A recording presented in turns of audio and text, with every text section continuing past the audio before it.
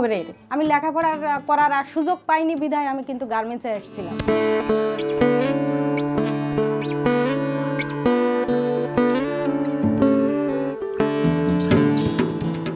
নারী শ্রমিকের স্বামী কি কইলো ওটাও সামলাইয়া চলা লাগে, সন্তান আছে সেটাও সামলান লাগে, আবার কাজেও যাইতে হয়, আবার ঘরের কাজও ইয়ে করে সামলান লাগে।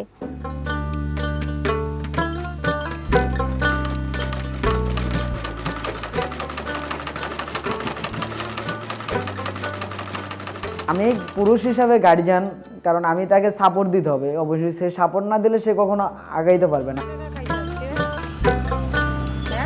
যখন আমার হাজবেন্ড নিবে না বলছে, তখন আমি ভাবছিলাম যে আমি আত্মহত্যা করে মারা যাব, মানে বিভিন্ন ধরনের চিন্তা ভাবনা নিছিলাম। আমি তো সুন্দর একটা মানুষ, আর এই পৃথিবীতে আসছি, যদি আমার জন্য যদি কিছু করতে না পারি তাহলে আমি মানুষের জন্য কিছু করার চেষ্টা করব।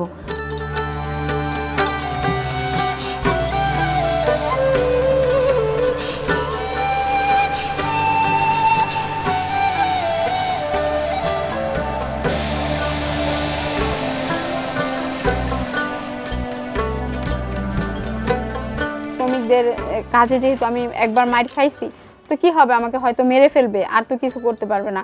তো আমি এইখানে ওদের পাশে থেকে, ওদের সাথে থেকে আমি ওদের সহযোগিতার জন্য আমি যতদিন বাঁচি আমি কাজ করে যেতে চাই।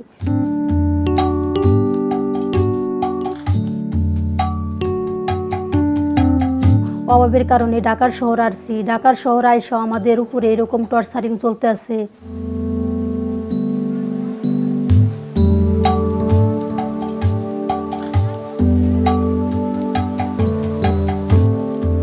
প্রতিবাদ করতে করতে এক সময় দেখা গেলো আমার পাশে অনেক শ্রমিক দাঁড়াইছি, তখন আমার একটা শক্তি হইল।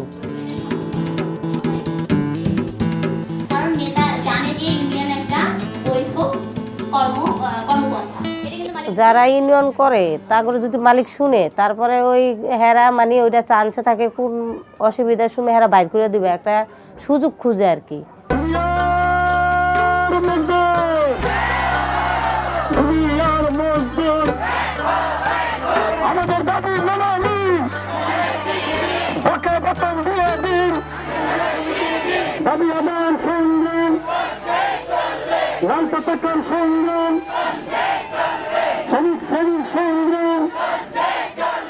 আমরা মনে করি না যে ওই আগেরকার দিনের মতো খালি রাজপথে নেমে আন্দোলন করলে বুঝি অধিকার আদায় হয়। অনেক কৌশল আছে, আমরা আসলে সেই কৌশলেই আমাদের এই সংগঠনটা আমরা আগাবো এবং সেভাবে আমরা যাচ্ছি।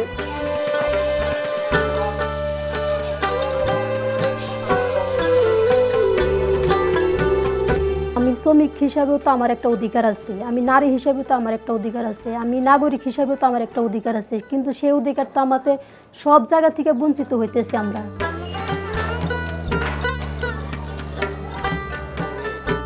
যদি ঐক্যবদ্ধভাবে যদি মাল্টি ন্যাশনাল কোম্পানি এবং আমাদের যে লোকাল সাপ্লায়ার এদের বিরুদ্ধে আন্দোলন না করতে পারি, তাহলে আমাদের বাংলাদেশে বা এই সাউথ এশিয়া বা এশিয়া কন্টিনেন্টে আমরা বেশি একটা অর্গানাইজ করতে পারবো না।